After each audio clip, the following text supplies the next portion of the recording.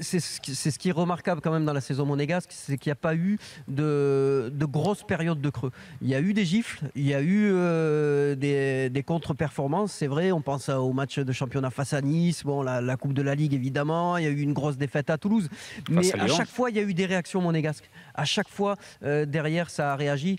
Et forcément, on rappelle, parce que c'est pas qu'un élément de langage, tu as raison de le répéter, Flo, mais la saison monégasque, aujourd'hui, les joueurs se dire que on pourrait avoir une saison blanche, c'est pas possible pour eux. Le club n'a plus été champion depuis 2000, plus de trophées depuis 2003. Il faut absolument remporter quelque chose. Et forcément, le titre de champion, c'est ce qui les obsède finalement.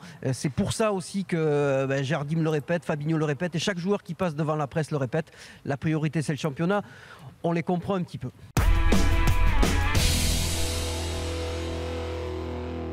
En aucun cas, le Borussia revendiquait le fait de concurrencer le Bayern cette année en Bundesliga, de par ce qu'expliquait Lorto il y a quelques instants au niveau des nombreux départs et de l'effectif jeune qui a été constitué cette année. C'est plus sur le moyen et long terme que Dortmund espère concurrencer le Bayern. Voilà, donc il ne fallait pas s'attendre cette année à avoir un Dortmund champion d'Allemagne. Par contre, en Ligue des Champions, c'est plus une équipe de coups, comme on a pu le voir face à la double confrontation face au Real. Et je pense effectivement que demain, ils répondront présent à la différence de ce week-end en championnat. J'ai peur que demain, ils mettent vraiment le feu à Monaco. Et match à guichet fermé, hein. Stade blindé. Grosse ambiance, grosse intensité.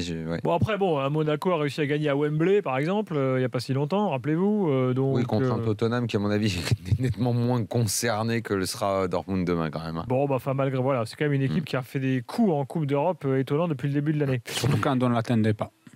Exactement. Je pense aussi à Arsenal, il y a 2 ans, et City, on n'imagine même pas qu'il allait mettre 3 buts quand même.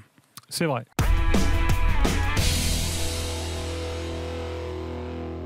On a un style de jeu assez similaire finalement, 2 équipes qui misent sur la possession de balle et l'attaque, mais qui ne sont pas dogmatiques. C'est-à-dire qu'on peut jouer en contre au Bayern, on peut jouer en contre au Real, on peut marquer des buts et gagner des matchs uniquement sur des coups francs ou sur des corners, et peut-être sur des corners dans ces 2 équipes. Ce sont 2 équipes qui ont une belle organisation, mais qui peuvent parfois laisser un peu d'espace derrière et laisser jouer l'adversaire aussi. Voilà, il y a d'excellents joueurs de chaque côté.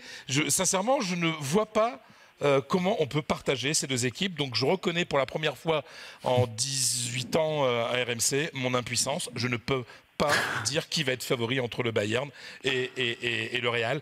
Les entraîneurs, vous savez, à chaque fois, ils nous disent avant les matchs, c'est du 50-50. La plupart du temps, ils mentent. Mais là, je pense que quand demain, Ancelotti et Zidane vont dire c'est du 50-50, eh ben, ils auront raison, ils ne mentiront pas.